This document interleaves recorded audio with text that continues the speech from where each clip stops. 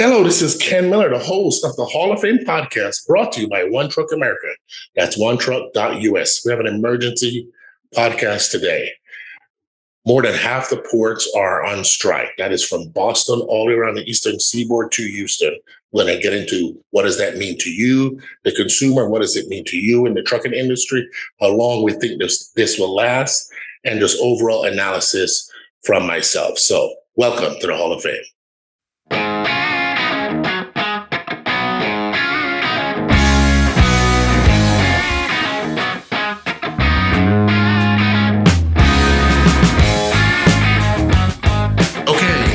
This is an emergency podcast, the Hall of Fame, of course. As you guys must be aware, several ports had went on strike last night at midnight. Actually, every port on the East Coast, starting at Boston, coming all the way around to Houston. And what's really, so we're going to dive into that and try to give you some background, how it affects you. There's a couple of things just to know about this. The union that represents the longshoremen and workers at the port is the ILA, and their negotiation with the U.S. Maritime Alliance. So there's always been some issues between the ILA and the Maritime Alliance. One of the major issues is they believe they made a lot of money during COVID that has not been passed on to the workers at the port. Another big sticking point with them is in the Maritime Alliance, there's 7 companies. None of those companies are U.S. owned and based companies. And one of them, China Shipping, is a Chinese company. So I think they wanted part of this strike. I think there's certain things they wanted, but I think they also wanted to bring some things to light that I don't think the general public is aware of. And that was part, I believe, that I knew a lot of people thought the strike was not going to happen at midnight. I said, they're going on strike. Now, how long that strike lasts, we will dig into that. And I even have a letter here. They had offered them, so the Maritime have offered them a 50% increase over 6 years. So it's a pay increase, 50% to be structured over 6 years. They've offered to triple the amount of money they put into the retirement plan, and they offered an increased health insurance, and also they were definitely some argument around automation versus sub-automation. As you know, the more automation you get, the less people you need. So they've put a pretty strong offer, I thought, on the table, but I think there was more at play here outside of getting the word out with some problems they're having with the Maritime Alliance as a whole. So basically, what does that cover? That covers from Boston all the way around to Houston. So Boston, New York, New Jersey, Baltimore, Norfolk, Savannah, you go all the way around. It covers all the ports that have ILA workers, okay? So needless to say, we had a couple of things that hit the news this morning, and it says, so what does this cost in the United States public as a whole? So JP Morgan said this impact is about $3.8 to $3.58 billion a day in impact. That's a huge amount. And he said, well, what does that mean? If you think about the amount of boxes, 40-footers, 20-footers, and different type of boxes that leave the port within a day, all of that now is not leaving the port, and the ships are still coming. Some of these ships get here, takes 22 days, 18 days, 27 days to get here. They're on this sea heading this way. So they got to get into port. They got to unload. Obviously, at some point, you have to stop some of them offshore and let them just sit there until they can get something negotiated in order to bring these companies in. Now, I don't believe that this will wrap up in a day, but just, who does this affect? So we're talking about container ships, that has containers at 20, 40s, etc. Car haulers are affected. What are not affected are oil tankers and cruise lines. So if you go on a cruise, this doesn't affect you. You don't have to worry about it. And the oil tankers are definitely not affected by this port strike at all. So what could you see? So if you think about the first week, if they strike for a day, you're not going to notice anything. What you're going to have is it will take a week for the port to get back to normal operations, just with the trucks going in and out and then digging themselves out and unloading the ships and things of that nature. The problem runs into if this lasts a week. If they strike for a week, at that point, you're going to start to see some impact of things that are not on the shelves and things of that nature. Now, remember, there's probably a week supply of whatever that import good is sitting in a warehouse somewhere. So it's not going to affect day one, not going to affect day two, not going to affect day three. But what you're going to see, the deeper you go when you hit 7 days plus, I think you're going to have some issues that will start affecting what I call John Doe, the regular guy. And I think at that point, this is going to become a bigger issue. Now, I just want to make sure I quote these things properly here.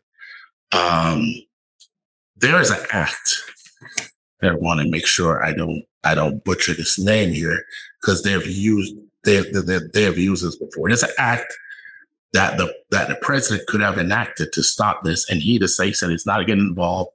I said he's not getting involved. He will not invoke the act, and he basically wanted to work it out on his own.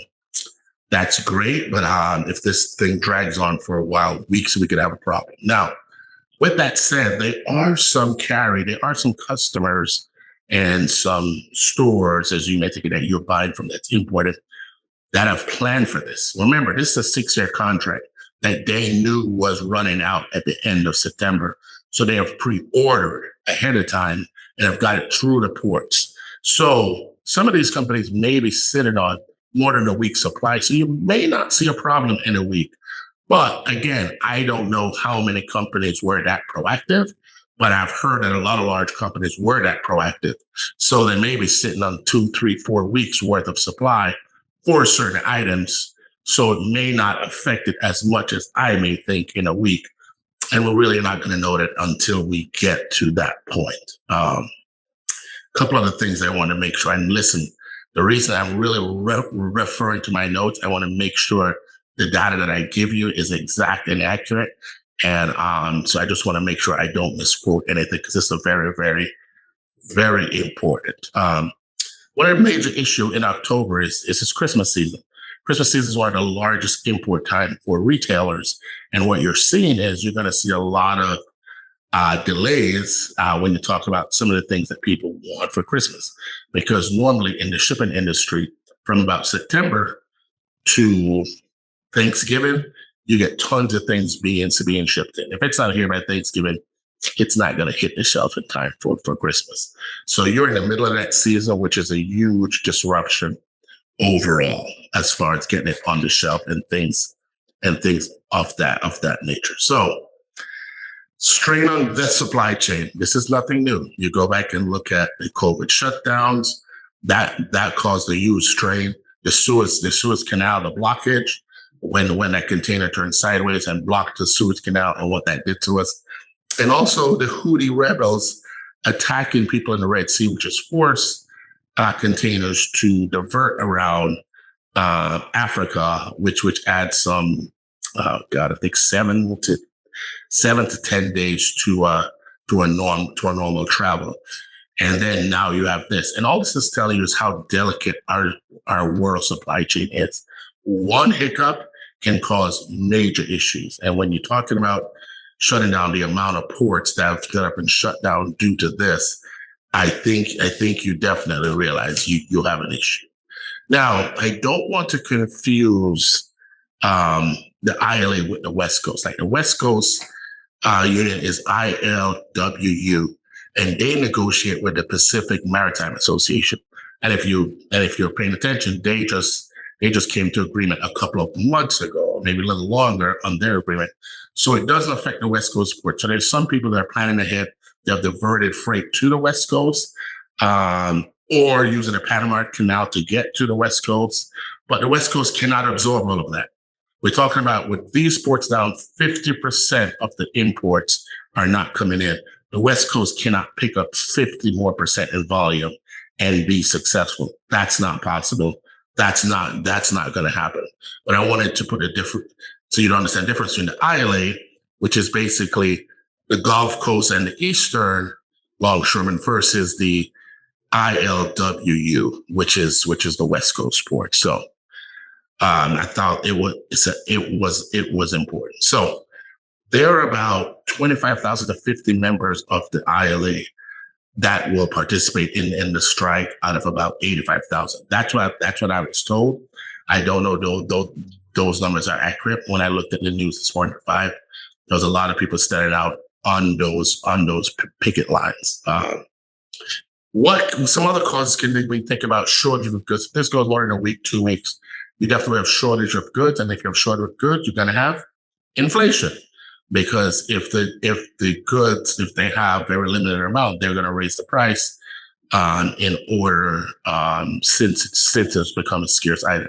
You saw this when the shelves were empty in COVID, and some of the just pure manipulation of price, where people were charging $10 for about hand sanitizers and disinfectant and things of that nature. So I'm hoping we don't get there.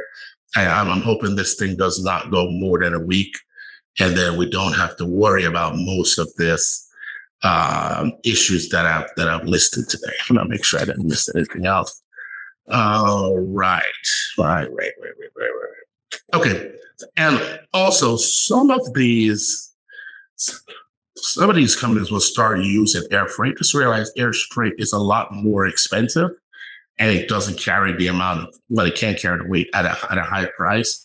So important goods like meds and so forth can use air freight, but I guarantee you they're not going to just eat that cost. That cost is going to be passed on to the consumer at the end. So with that said, that's really what I wanted to cover today.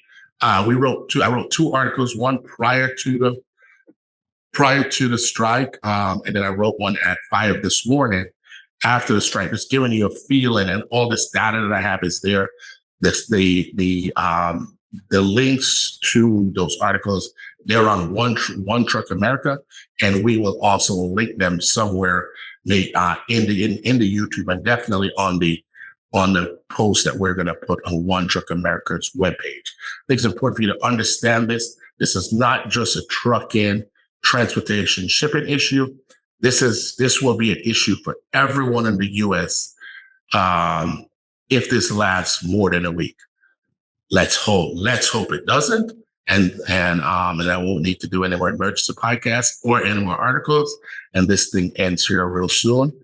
But I think the ILA wanted to really point out some things that they have concerns in their alliance that they're negotiating with, and the amount of money this alliance has made, and point out who the characters are within that alliance. That's the feeling I've gotten from talking to an insider this morning. So with that said, this is Ken Miller from the Hall of Fame, and I hope you enjoyed this emergency podcast. And please check out some of our other episodes. We have 13 episodes loaded. Please check them out. And we have much more coming after that. Have a great day.